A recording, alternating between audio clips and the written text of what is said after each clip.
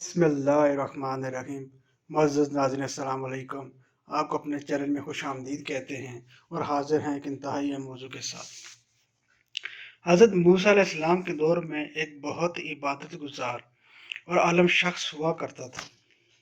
یہ اسم اعظم کے علم سے واقف تھا اور اس کی زبان میں ایسی تاثیر تھی کہ اس کی کوئی دعا رد نہیں ہوتی تھی۔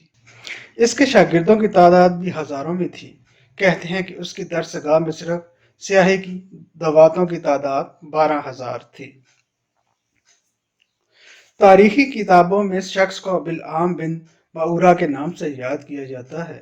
بنی اسرائیل کے مصر سے خروج اور فرعون مصر کے غرق ہونے کے بعد جب حضرت موسیٰ علیہ السلام بنی اسرائیل کے لشکروں سمیت قوم جبارین سے جہاد کے لیے نکلے تو بلعام بن بعورہ کی قوم بھی گھبرا کر اس کے پاس حاضر ہوئی اور کہا کہ حضرت موسیٰ علیہ کے لشکر انتہائی طاقتور ہیں، اس سے پہلے کہ وہ ہماری زمینوں سے نکال دیں آپ حضرت موسیٰ علیہ السلام کے لیے ایسی بد دعا کریں کہ وہ شکست کھا کر واپس چلے جائیں، اور آپ کی دعا تو رد نہیں ہوتی۔ بلعام بن بعورہ جو کہ اپنے علم کے سبب حضرت موسیٰ علیہ السلام کے مقام و مرتبے سے واقف تھا، اس نے اپنی قوم کو بنی اسرائیل کے خلاف بد دعا کرنے سے صاف انکار کر دیا۔ بلعام کی ایک انتہائی خوبصورت اور کم عمر بیوی تھی جس سے بلعام بہت محبت کرتا تھا اور اس کے تمام ناز و نخرے اٹھاتا تھا۔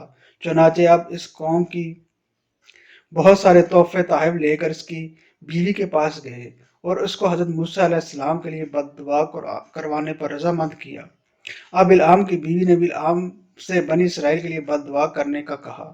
شروعات میں تو بلعام نے ایسا کرنے سے قطعاً منع کر دیا، لیکن اس کی بیوی نے بھی ہار نہ مانی اور اسے اپنی اداؤں اور حسن کے جال میں ایسے مغلوب کیا کہ اس کا انکار نرم ہوتا گیا اور آخر میں اس نے بلعام کو طلاق کی دھمکی دے دی۔ چنانچہ اپنی خوبصورت بیوی سے جدائی برداشت نہ کر سکنے کی وجہ سے بلعام اپنی گدھی پر سوار ہو کر بد دعا کے لیے چل پڑا۔ راستے میں بلعام کی گدھی بار بار رک جاتی اور منہ موڑ کر بھاگنا چاہتی، لیکن یہ اسے مار مار کر آگے دھکیلتا رہا، یہاں تک کہ گدھی کو اللہ نے قوت گویائی عطا فرمائی اور اس نے کہا، افسوس تم اے بلعام، تو کہاں اور کدھر جا رہا ہے؟ دیکھو میرے آگے فرشتے ہیں جو میرا راستہ روکتے ہیں اور میرا منہ پیچھے دھکیل رہے ہیں۔ اے بلعام، تیرا برا ہو، کیا تو نے اللہ کے نبی اور مومنین کی جماعت پر بد دعا کرے گا؟ گدھی کے منہ سے یہ تقریر سن کر بلعام واپس نہ ہوا، یہاں تک کہ حسبان نامی پہاڑ پر چڑھ کر بنی اسرائیل کے لشکروں کو دیکھ کر ان کے خلاف بد دعا کرنے لگا۔ لیکن اللہ تعالیٰ کی شان کو جب حضرت موسیٰ علیہ السلام کے خلاف بد دعا کرتا تو اس کی زبان پر اس کی قوم اپنی قوم کے لیے بد دعا جاری ہو جاتی تھی۔ اس کے باوجود بلعام اس عمل بد کی کوشش کرتا رہا اور اچانک اس پر غضب الہی نازل ہوا اور بلعام کی زبان لٹک کر اس کے سینے سے جا لگی۔ اس وقت بلعام نے اپنی قوم سے رو کر کہا، افسوس، میری دنیا اور آخرت دونوں برباد و غارت ہو گئی، میرا ایمان جاتا رہا اور میں خدا کے قہر میں گرفتار ہو گیا، اب میری کوئی دعا قبول نہیں ہو سکتی۔ تفسیر ابن کثیر کے مطابق اس عذاب کے بعد بھی بلعام نے اپنی قوم کو ترکیب بتائی کہ ہزاروں لڑکیوں کو بہترین پوشاکیں اور زیورات پہنا کر قوم بنی اسرائیل میں بھیجو، اگر ان کے کسی ایک فرد نے بھی زنا کر لیا تو انہیں شکست ہو جائے گی۔ چنانچہ اس کی قوم نے بلعام کے کہنے پر مکر کا یہ جال بچھایا اور بہت سی دوشیزاؤں کو بناؤ سنگار کر کے بنی اسرائیل کی طرف بھیجا، یہاں تک کہ بنی اسرائیل کا ایک رئیس حضرت موسیٰ علیہ السلام کے منع کرنے کے باوجود ان میں سے کسی ایک لڑکی سے زنا کر بیٹھا۔ اس گناہ کی نحوست کا اثر یہ ہوا کہ بنی اسرائیل میں اچانک طاعون کی وبا پھیل گئی، جس کے سبب 70,000 افراد گھنٹے بھر میں موت کا شکار ہوئے۔ یہ تمام لشکر بکھر گیا اور بچے کھچے افراد ناکام و نامراد واپس لوٹے۔ بلعام پہاڑ سے اتر کر مردود ہو گیا، آخری دم تک اس کی زبان اس کے سینے سے لگی رہی اور بے ایمان ہو کر مرا۔